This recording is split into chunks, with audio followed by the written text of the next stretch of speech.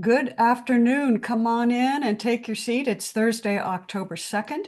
This is Finding the Advaita, or the Non-Dual in A Course in Miracles, which is a progressive text, but is most assuredly a non-dual text as well. This is an open door, courtesy of Cindy Krupp, and all are welcome. I just want to say hi to Cindy, Chuck, Mel, Julie, May, Carol, good to see you. Audzi, good to see you. August, Tony, Karen, and Kendall, as usual. And Lonnie's here too. Yay, yay. Lonnie always adds some real gems. So it's really great to have everybody here, and Karen. All right, I will begin with our invocation, and then we'll get right to it. So enjoy your seat, settle in, let your rear end relax. All of you relax. If you can. August, you can't pace today. You have to take all this in. No pacing. No, I'm just kidding. Everybody's welcome to the table, even if you walk around it 5 or 6 times. So I am so happy to be here with all of you. So happy to be at the table with you.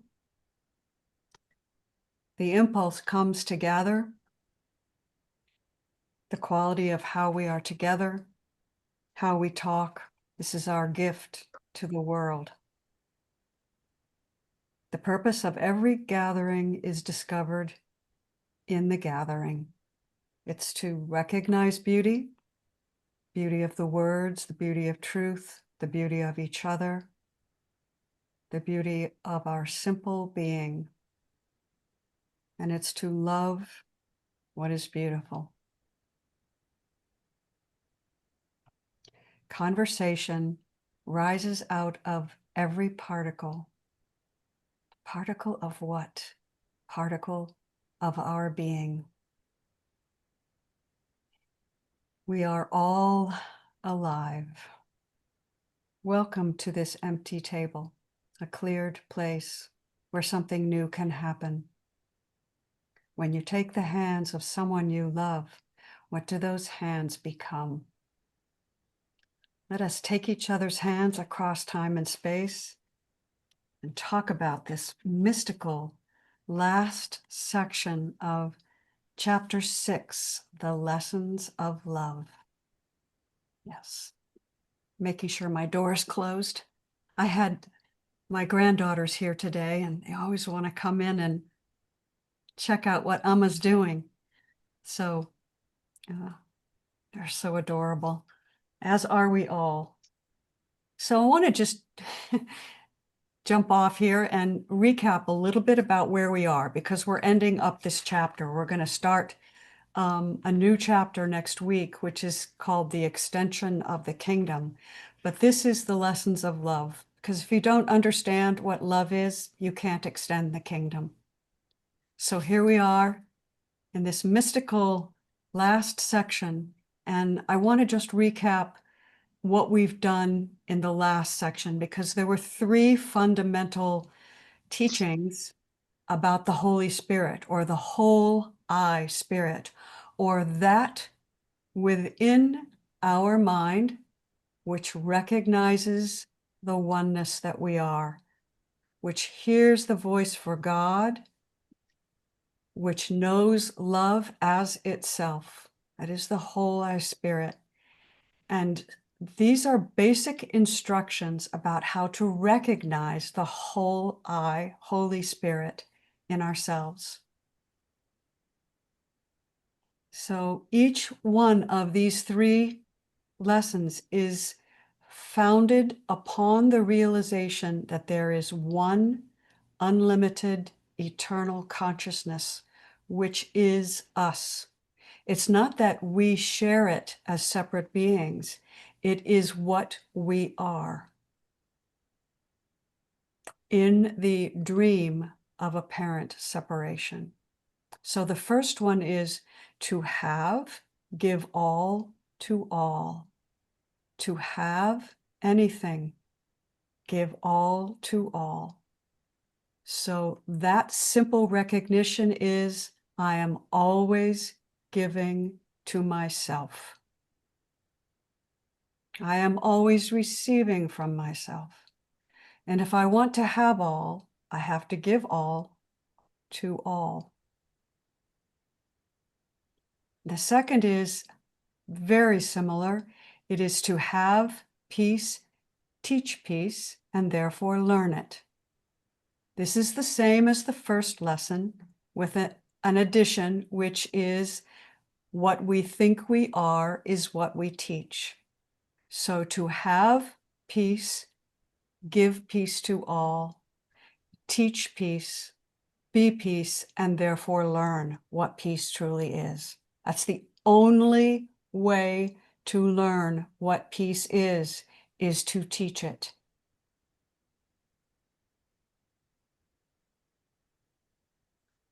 And then the last one is be vigilant only for God and his kingdom, or its kingdom, or the absolute and the absolute oneness of everything, right?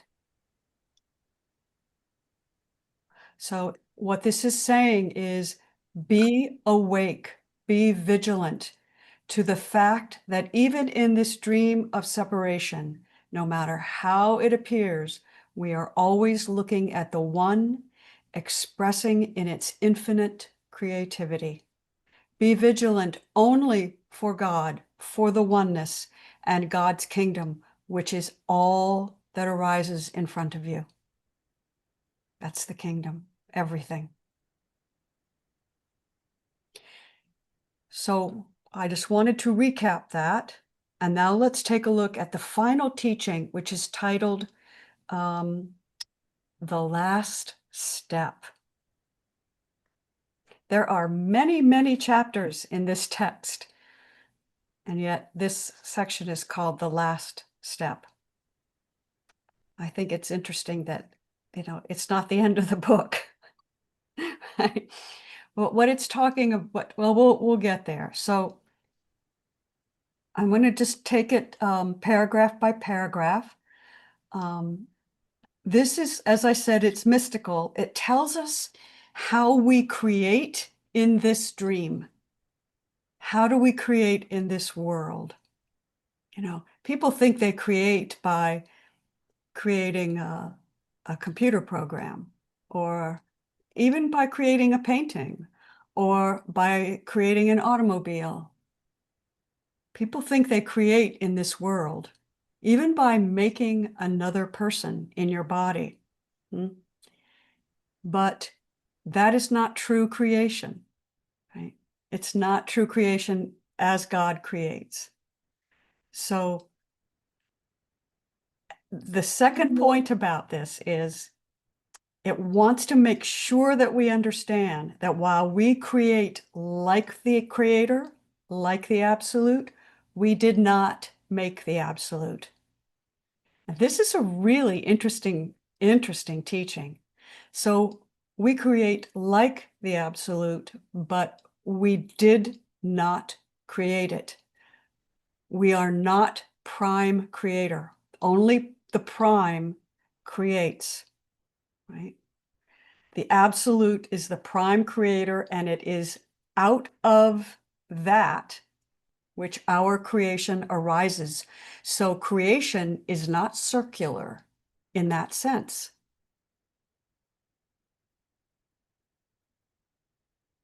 So we can have fun with that one. So let's go paragraph by paragraph, and I'll just point out what struck me, and then you guys can take it from there. So in paragraph 1.1, which is on page 260 of the Purple Book. Is everybody there? If you're not there, raise your hand, or okay, everybody's there? All right. August, are you there? Do you have your Purple Book in front of you? Did you bring it with you to Mexico? I was unable to. It was too heavy to bring in my. Oh. Okay. Well, you'll get it. You'll know exactly what we're doing. Of course. Of course. Okay. So what really pulled me from this first paragraph is the creative power. This is sentence one, or paragraph one, sentence one. The creative power of both God and its creations is limitless, but this is not a reciprocal relationship. God created its extensions, but they did not create and cannot create God, the absolute. They can create like the absolute, but not as God. Another way to look at this is there's only oneness, and no separate part of the one can create the one. No seemingly separate part of the one can create the one.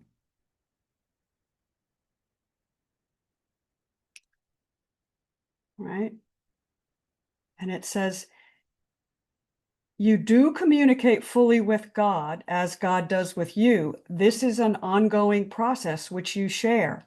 And we are inspired to create. It's in our very nature to create. And we create in a multitude of different ways. But in creation, you're not in reciprocal relationship. So even in this world, there's a parallel. Parents create children, but children do not give birth to their parents. This is really interesting for me because in the non-dual tradition, this is kind of a linear concept.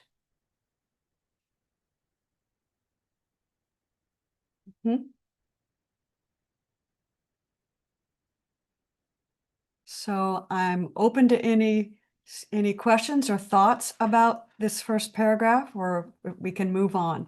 Because we can move on, I think it doubles down in the second paragraph. Okay. So this paragraph doubles down. If you created God and God created you, the kingdom could not increase through its own creative thought. Creation would therefore be limited, and you would not be co-creators with God.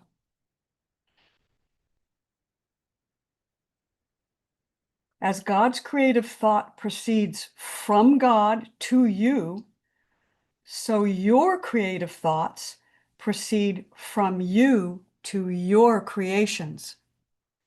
This sentence explains the dream. The dream of separation is our creation. And because we are created from Prime Creator, we have all the attributes of Prime Creator, which is why we've done such an amazing job with creating this dream, right? We are such masters, and we should give ourselves credit for that, right? But it's time to wake up from our own creation, which is what we're doing here, right? So you have the power to add to the kingdom, but not to add to the creator of the kingdom. You have the power to add to the kingdom, but not to add to the creator of the kingdom. So we create like the absolute creates, with the absolute, as the absolute, in the absolute. We are the absolute, but we did not make it. And the only thing that I can pull out of that is the whole is greater than the sum of its parts. Right? That's what I pull from that. Right? So each of the parts contains the whole. It's like a hologram. Each of the parts contains the whole, but all of the parts together, the sum of them, or the whole, is greater than the sum.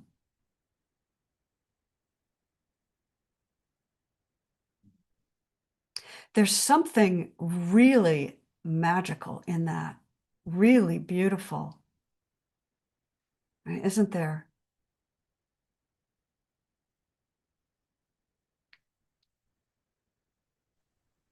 Carol, you just did it.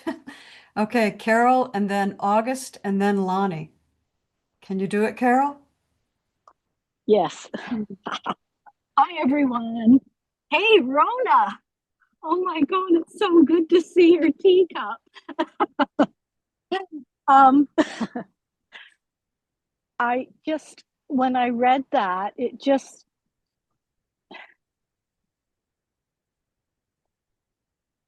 infinite and eternal.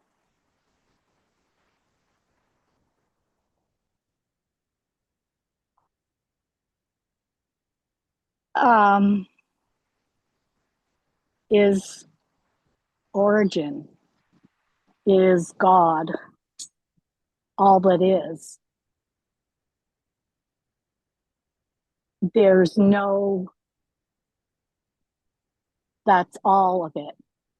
And there's no beginning and there's no end.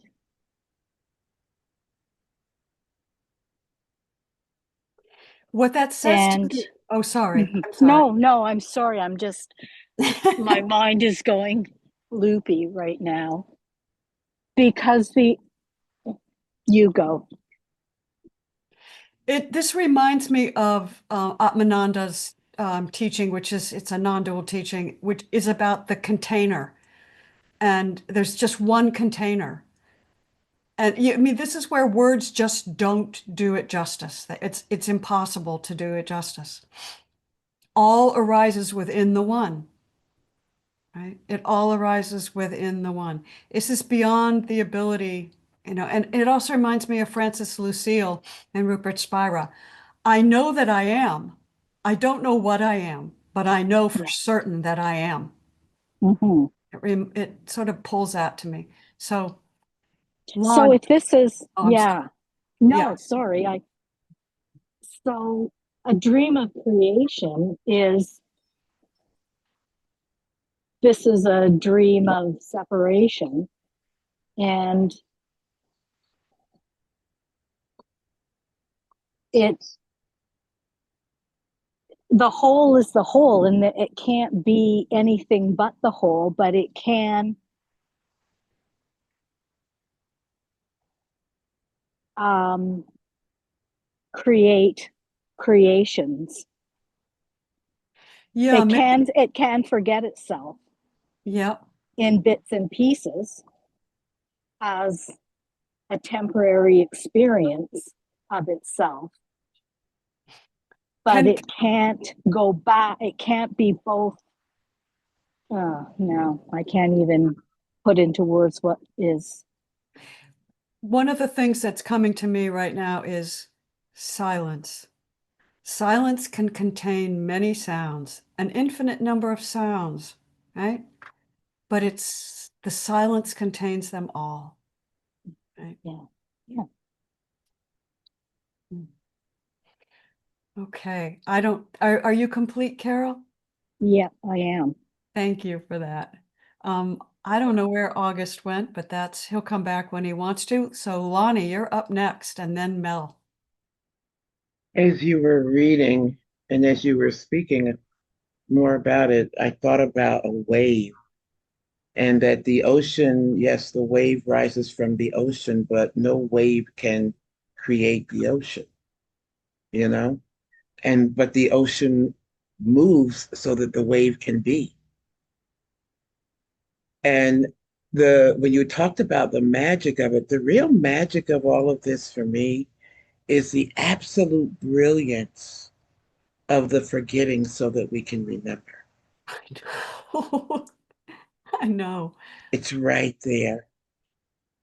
I was almost in tears, and I was in class in Bill Free's class right before this, and I don't know what happened, but it just came over me, that magic of just this remembering that I'm going through and how filled up by it I am, and it's like holy crap, who is this person even anymore? Yeah. Yeah, for sure.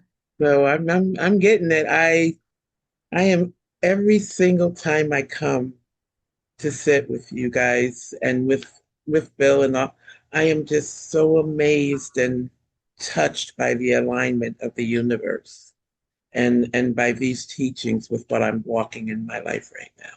So in my prayer, it was for those who walk as I do, and I'm so grateful for all of you. Thank you, Lonnie. Thank you for that. I think you're pretty established on this. You have lots of wise words that you share with us. So thank you. And Mel, what do you what I can't wait to hear what you have. Well, when I was reflecting on all this, I can't, it's like I came up with it's a paradox, really, because you have the whole, which is complete in and of itself, and yet you have this increasing. So how can what's whole and complete increase? It can't go beyond itself because it is everything. So I just see the only thing is it's a paradox in that sense. They both are true, yet they both seem not to, go together. And I was also reflecting, in the Bible, in the beginning, God created the heaven and the earth. And I've heard that in the beginning might be translated as the only. So not in the beginning, but the only created the heaven and the earth, which is within itself, right? So it puts a whole nother view of that as not being in linear time, but takes us back into the eternal. Yeah. Yeah, that's always interesting. Yeah. The language of the Bible is very interesting. Oh, yeah. Very interesting. And its translations are curious and curiouser and curiouser. So I always appreciate when someone can add definition to some of the early language. So thank you for that. Thank you. August, you had your hand raised. Do you remember? Do you want to say something? Okay, 1 second. Okay. Let us know when you want to just raise your hand. Oh, he's looking something up. All right.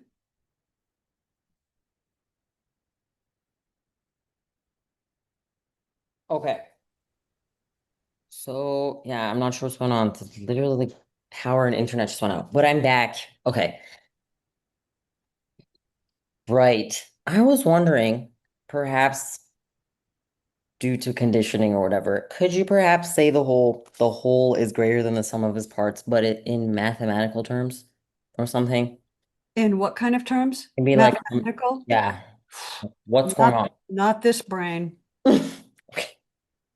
It's like, does zero contain an infinite number of numbers? No, Or is zero and infinity the same? no. No. So it's a space holder, right? I don't know because I'm not a mathematician, but it's an interesting question. Maybe Donald Hoffman is working on that. Do you know who Donald Hoffman is? I don't know any Donald. Donald is a mathematician, and I forget where he's working, MIT or Cambridge. And he's really trying to find a mathematical explanation for consciousness. So you might want to check him out because, and if you find something, I might join the dude. bring it back to this table. Okay. Yeah. Okay. If we put math aside, could you perhaps break down how a whole is greater than the sum of its parts? Because mathematically, that doesn't make any sense. So I'm just trying to figure out what you're saying. I know. Well, this is maybe you weren't on, but if you think about silence, silence can contain every possible sound you can imagine, but it's still silent. All sound arises from silence, but it doesn't touch the silence or affect the silence in any way. It all arises from silence and falls back into silence. But you wouldn't say silence is greater than all the sounds. So what's going on with that part? because the silence holds all sound. But if it includes all sound, would it not be equal to all those sound? I don't know. What's going on? No, because the sound arises from, Cindy says, I have AI's response. Sound arises out of the silence. And Cindy wants to tell us what AI's response is. It's kind of cool. So Okay. because oops, it says the phrase "the whole is greater than the sum of its parts" describes the phenomena of synergy or emergence. It means that the interactions between the components create a new, often more valuable entity that has qualities beyond the mere additive sum of the individual parts. Yes, I've read that before. Oh, so it's not greater like in a mathematical sense. It's literally just like, wow, unique, different. No, it's Oh. like adding eggs and flour and milk and creating a cake. But you wouldn't say the cake is greater than You might, parts that made it. you would if you take couple of component. Well, I used to be a chemist. So you could take 3 or 4 different chemicals that have literally are inert, have almost no effect. You mix them all together and you could create styrofoam, or you could create something that they all interact. They have a chemical reaction and they create something new, greater, more valuable. Okay, I think I'm getting it. It's because they're not just the individual pieces now. They made an additional thing. So it's all those things plus one at least. All Minimum. right, Minimum. or you could think of an orchestra think of a chorus. You have 100 kids in a chorus. The tenor is good, the alto is good, the baritone is good. You put them all together and they're all singing their parts. You can't tell me that chorus isn't better than their individual parts. But August is right. What August said, and thank you, Cindy, because that was really illuminating. We've had this discussion before at this table. Thank you, Cindy. Right, August, you got it. So it's the synergy, the interaction of the separate parts that add to the whole.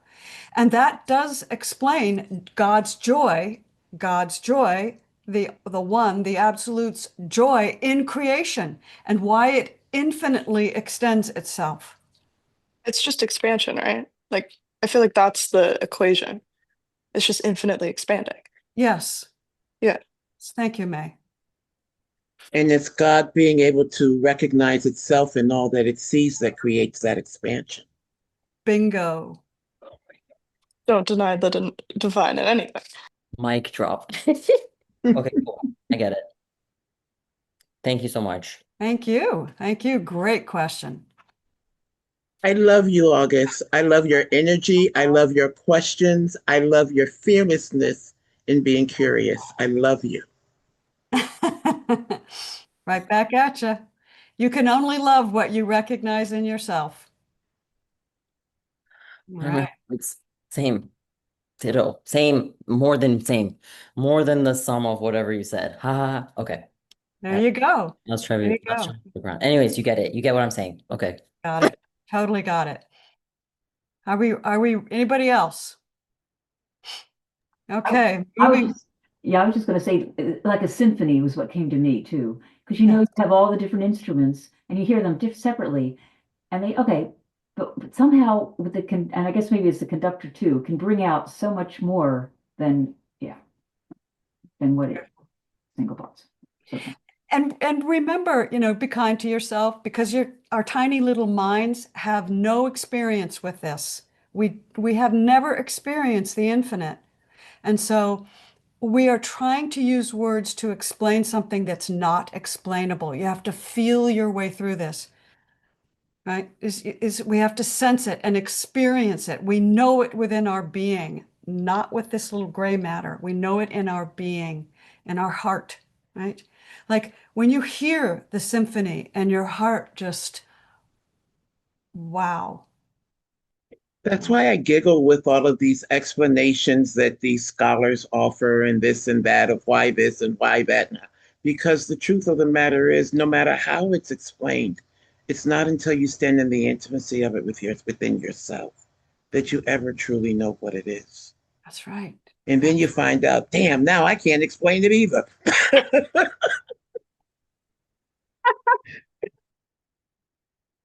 Okay, super. Right. Thank you. Wow. Patricia has her hand up. Oh, sorry. Yes, Patricia, welcome. Thank you. I have been listening to, and I highly recommend Gregorian chants lately. I'm really into it because what happens, there's an expansion. It's not just one voice, it's when they all come together. And there's this exquisite, it's more than harmony. It's a total sound. And that's what Mel was referring to too.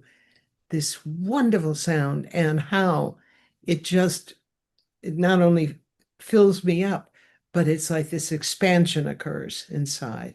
And so I'm experiencing the fullness of the creator at that moment. And I Yes. feel it in every particle of my being. Yes, thank you. Thank you.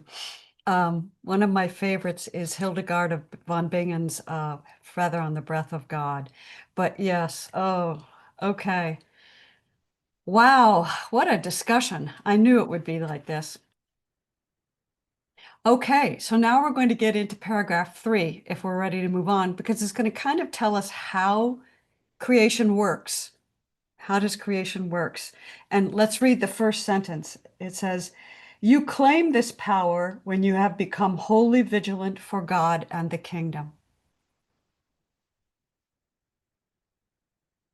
So let's go back. What does it mean to be wholly vigilant for God and his kingdom? Be awake to the oneness, which is what we are. Look always for the divine in everything. That is creation.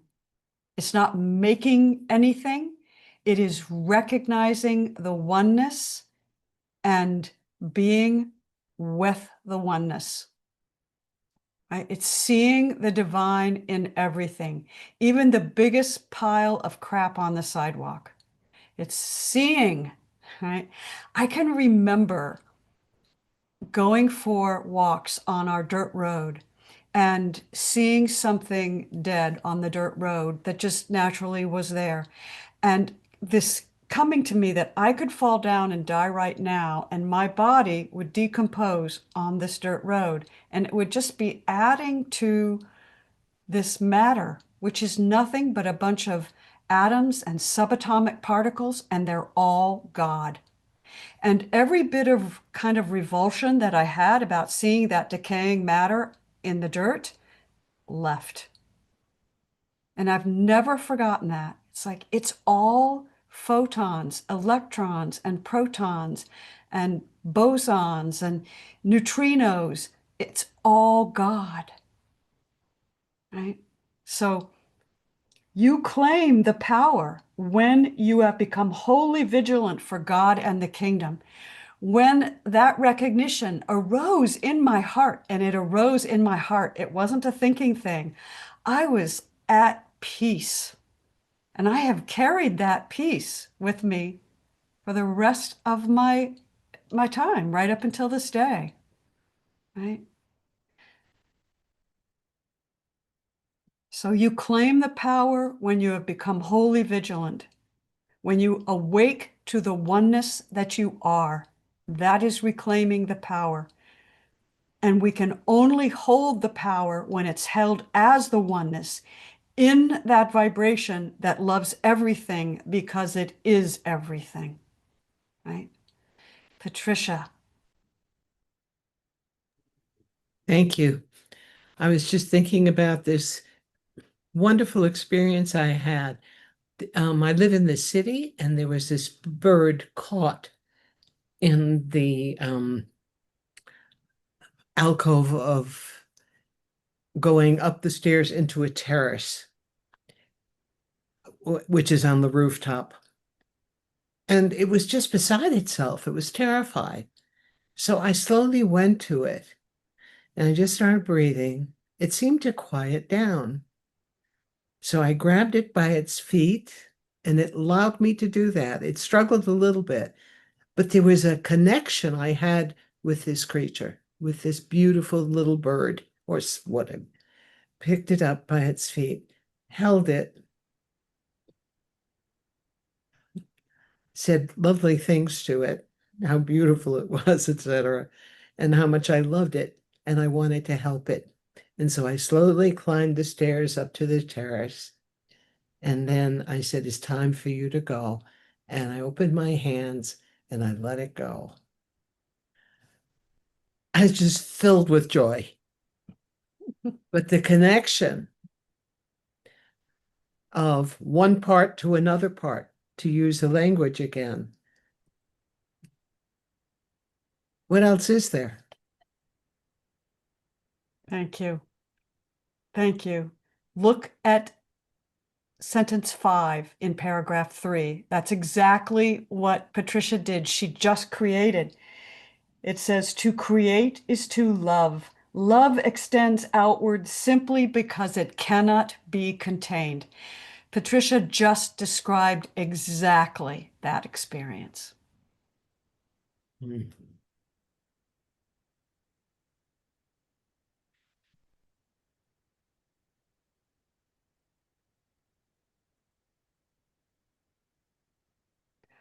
Love is creation. Creation is love. And we've all had the experience of being so full of love that it just has to come out. We have to extend it. We have to share it. Sharing and extending are the same thing. You know? It's instinctive, isn't it? And I know it taught us how to do this. It doesn't come with the thinking mind and 1 + 1 = 2. No, it's a completely different part of the beingness that we are that recognizes this and that loves it. And why do we love it? Because we are love. That's why we love it.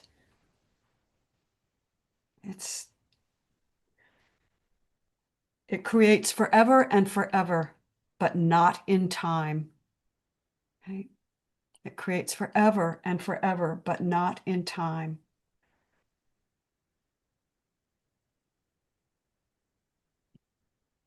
William, welcome to the table. Thank you. What occurs to me is that beyond recognition, beyond creation is this recognition. You know, when the butterfly is recognized, there's creation far beyond anything I can have ever imagined. But my awareness, the awareness keeps noticing in this moment and is just reaping the benefits of what was created by the intelligent design. So it's just that I just keep getting to know this. And to me, it's the awareness looks like, oh, look what I created. No, it's just recognizing what has been created through this infinite design intelligence. So it's just waking up to, oh, oh, oh, right now. Wow, look at that. It's completely different from the sum of those parts. Where did it? It just, in and of itself, it's so different.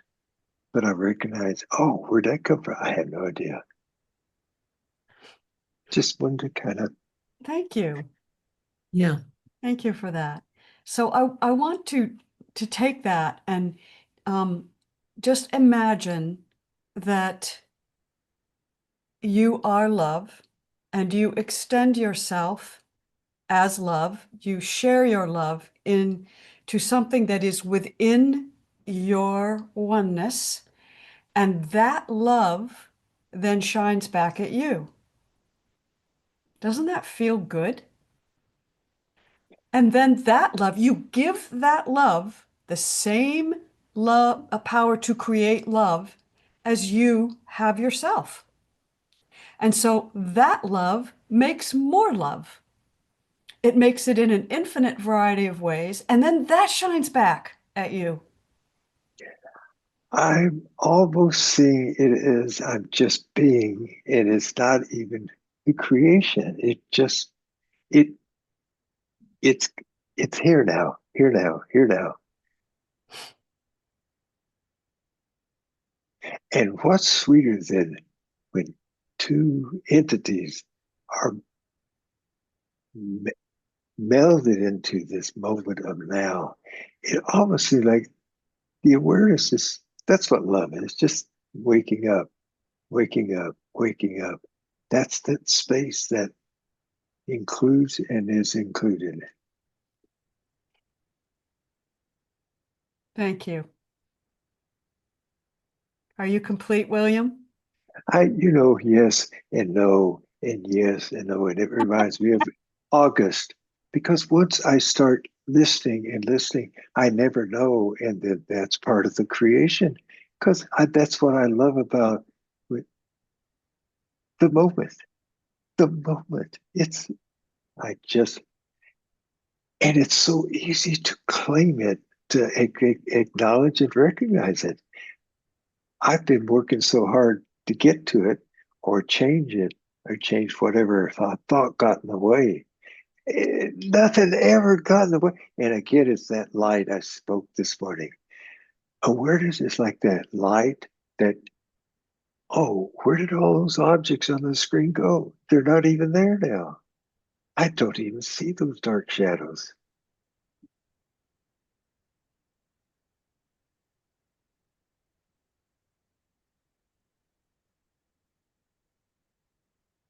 Thank you, William. Thank you. Carol, and then August.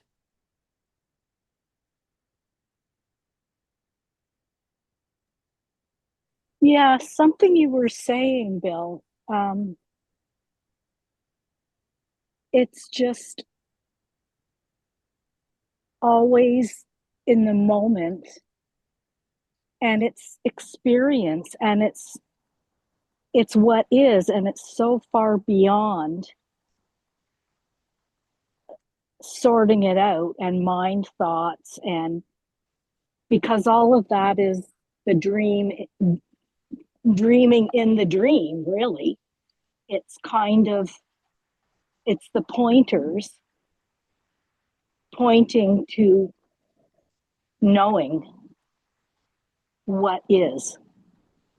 And it doesn't really matter which pointers seem to be, or which teachings or whatever resonates, because none of it is true. It's all a limitation of from a creation of a body mind, which is specifically limited for specific experiences of being what it's not. So it's like, it may as well just be, banana, banana, banana, banana, banana, because it just gets tossed out anyway, because it all is to bring to that, what would you say? The knowing that all is well in the midst of seeming horror, and recognizing that there is two sides to everything, including the horror, and choosing to see what would be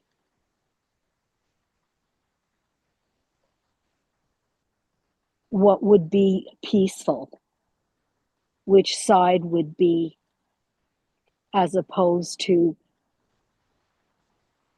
choosing to see the other side, because there are always two sides. And it's really just about not choosing the thinking mind, because we know it's not true. It's conditioning and stuff. It's beautiful and it serves its purpose to experience and detail, but it's not what we are in essence. Yeah. Yeah. So it's almost like, why does there need, it just all is like, just find the that's it, Willie, when you were saying moment to moment, and just being that. And if you want to call it experiencing it, or just allowing that to be without hopefully the thinking mind coming in, and that's it. That's what is. Mm-hmm. It's almost like the worse it is, of course, it's going to be far better until it both dissolves, and it's just now. Yeah. Yeah. So much better. Not even better. It's just a whole new book. It's just this new moment and now. Yeah. I just want to pull on what Carol said. Paragraph 5, sentence 4 says, what you believe you are determines your gifts. What you believe you are determines your gifts. So, Carol, are you complete? Okay. There you go. Lonnie, what you got for us? I was, thank you for that sentence too, because I was with William in the now. But the way I apologize if there's hammering in the back. My nephew is fixing something. Can't hear it. Okay, great. In the now, for me, the choice is to not know anything and to not name anything. And that means not naming anything at all other than the recognition that all is of the divine. Because there was this old lesson I got. One of my first kind of books I kind of jumped into was Charlotte Jocko Beck, and it was something everywhere. I can't think of it right now. But one of the things she offered was to see the bum on the street that everybody sees and calls a bum and says, oh, that poor unfortunate person and this and that. And she says, but what if the being that that person is came here to do just that? Yes. Came here to be just that, and to find that person's divinity or that being's divinity in that being. Exactly. So in the moment, and making the choice to not name anything, but to just recognize that all of it is an expression or a function of the divine in some way, it makes me curious to want to see more and sit still longer and understand it more, rather than tell a story about it. Yeah. And that takes us to paragraph 6, which just reflects exactly what you just said. To think like God is to share his certainty of what you are, underlined what you are. So it's the certainty. And that takes me directly to Francis Lucille, and I don't know anything, but I know I am. Right? I know I am. And there are no words for that. There's no story to it. Just as Lonnie just said, it's just, and as William articulates so beautifully, it's just what is now and now and now. No naming, no words, no nothing. It's not needed. So, sentence 1, to think like God is to share the certainty of what you are now and now and now and now. This is so simple and so close, right? It's so close because so many readers will say, well, how do I think like God? How does God think? I don't know how God thinks. And then go down that rabbit hole. Right, Lonnie? Isn't that true? To think like God is to think as William and Lonnie just articulated. It is to be present now and now and now. No need for a story and no need to name. It's to be the eternal being that we are. And the minute that we veer off and start thinking about that previous moment or that time before, we're no longer present. We're no longer in that moment. And in the divine, once something happens, it's over. The divine doesn't go back and rehash it. It's over. That's right. It's It, infinite. it's like appreciating this moment and not realizing what am I appreciating. That's a great way to put it. It's just feeling the love of the moment. That's it. There's no one appreciating anything. There's just love happening. You know, with that statement that you even read too, I have a 24-year-old who lives with me, and these were his words. I don't know what I will be, but I know what I will not be, and I will not be rage. That is definitely a good step to know. That is really good. And he's a being who protects his peace at all costs. Yeah. Yeah. You'd sure be fun to grow up with. Still growing, baby, still growing. Okay, gang, I'm going to take us to the last step. All right, so we're going to look here at paragraph 7, 8, and 9, unless someone has something else. And I'm just going to paraphrase these. So the chapter ends with this final teaching that is nothing if not metaphysical, because it says that the last step of our awakening to what we are is taken by Source itself.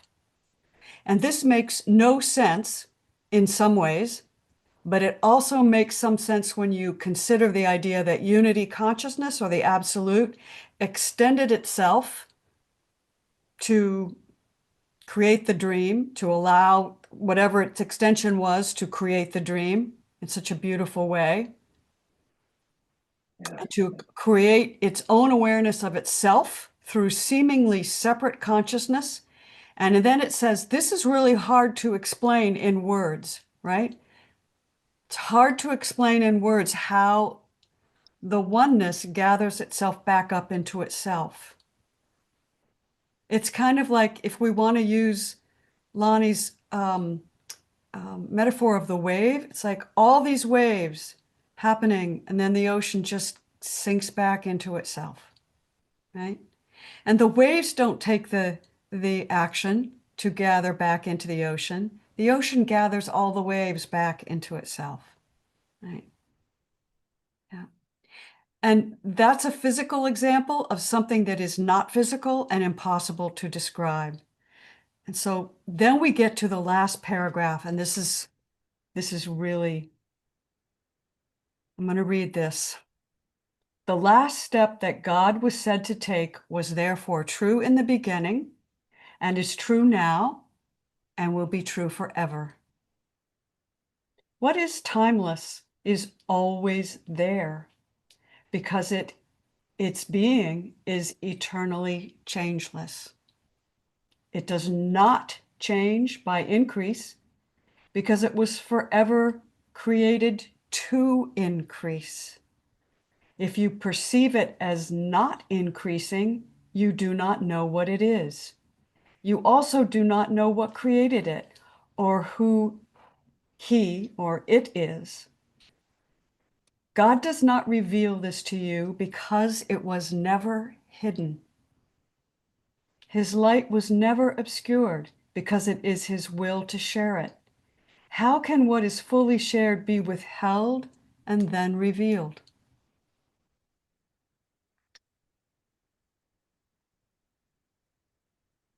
This is William's screen When the light is shined on the screen, all the objects of the screen become the light, and there is nothing else.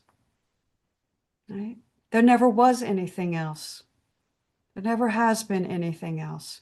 There is nothing to be revealed because there never was anything but being.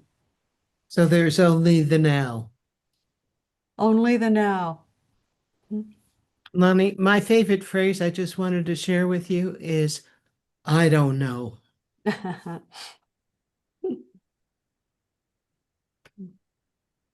Sorry to interrupt you. No, I think this is such a paradox.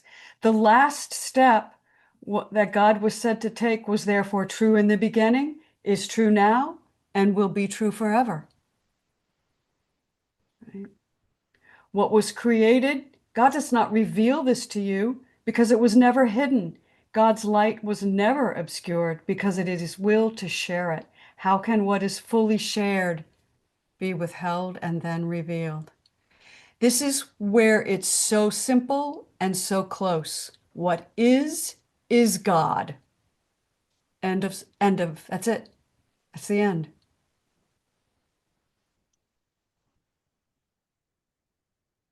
No judgment about what is. No guilt.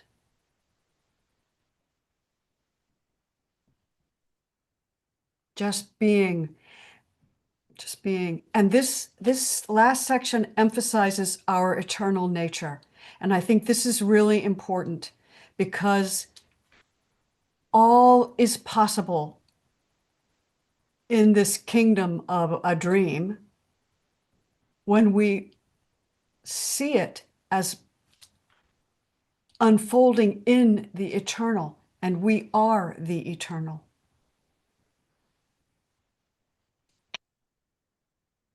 Lonnie, thank you, sweet. I think about how much time, effort, energy has gone into making sure that we forget and don't explore or know this. I think about how hard so much of humanity has worked and how much they've invested to make sure that the masses aren't empowered with this knowledge. And I'm just, it really brings home for me that one truly has to want it. Have to truly want it to know it. Because it's so easy to accept all the lies that have been told and to accept not having any responsibility or accountability for what you've created in your presence, you know, to put it off on somebody else. So I'm pretty proud of us. I'm going to say it like that. I love that. I love that. And let's take another look here. All of the words that have been spoken here by everyone are just words. But what has happened here is immeasurable, just in this 1 hour of conversation. We could write all the words down on paper, right? This is where the whole is greater than the sum of its parts. Each one of us has been together, our being here, and the vibratory quality of what we have created together. We have made a creation here, and it is extending out everywhere. Every single one of us. So how can we not? Isn't that how we save the world? Yes, May. Yeah. Yes, May. Thank you.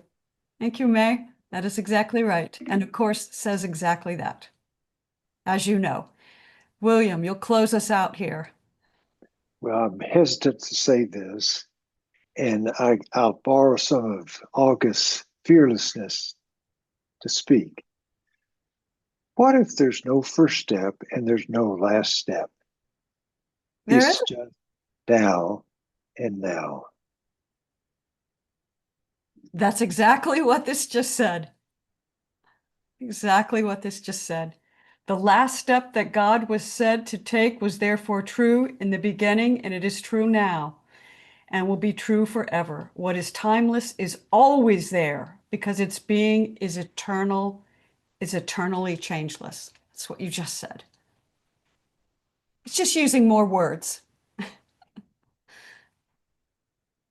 Cindy, do you want to make me host so that you can, because I'm willing to go for another 5 minutes if we need to. August, Okay. you're at the, I can save this. I can save this for next time. I was just gonna say I had to download about the math behind this. I get it now. I can explain it to you all. I can break it down. I can leave that for next time. Separate thing I want to say just quickly. When May said, is this how we save the world? I was about to say, you are the world. That's it. Period. right. Yeah, okay.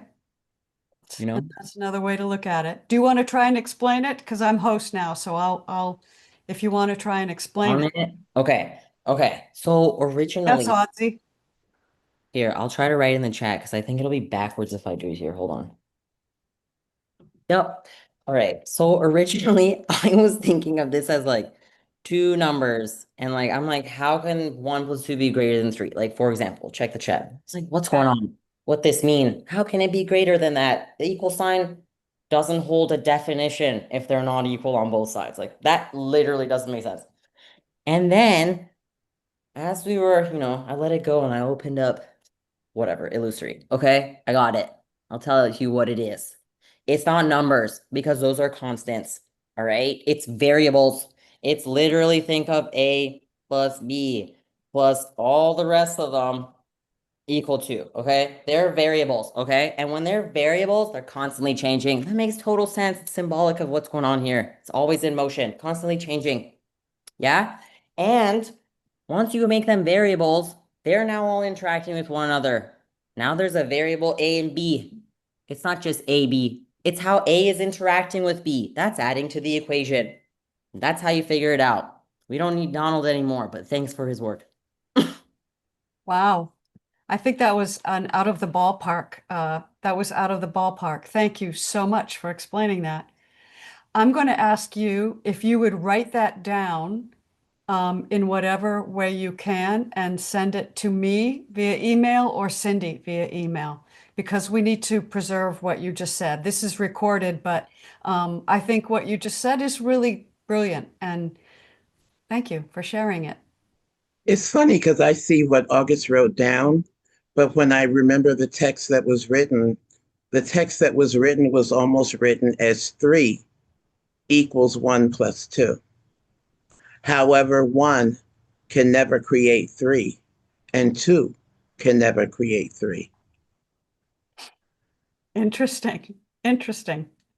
And that reminds me of the Trinity, right? There is the Trinity, but the Trinity, the whole is greater than the Trinity. I mean, that's whatever the Trinity is. Yeah, Trinity. Thank you, May. Humanity has this habit of breaking things down to its smallest components to try to understand it, but never going back and looking at the interaction of those components to create the whole in its fullness, which is kind of what you're talking about, August. And it's kind of what that whole thing I even just said too is. That whole is the one. Period, period, period. Yeah. I love that though. The variables, that's Also, if we take out the alphabet, because that's a limited finite set, okay? Yeah. And we think of an infinite range of variables. That means an infinite amount of interactions with one another. That's it. That's defining infinite expansion. Done. Hence the infinite divine. Done. I think it's also exponential in a way, like just like as time goes on. Like I think that's how I've been trying to think about it lately is like a spiral. Like, because that is just like it is everything. Like that's just it's the spiral. It's literally the spiral. It's very Jungian. Yes. Yeah. Oh my goodness. Okay, gang. I think that this has been pretty friggin' amazing. And so next week is the extension of the kingdom. And August, I'm serious. Your your little magic formula is going to be the introduction to the extension of the kingdom, because that's absolutely appropriate. Okay, I'm going to try and, okay? And if you don't do it, I will. And so I don't want to appropriate. What am I doing? I'm so confused.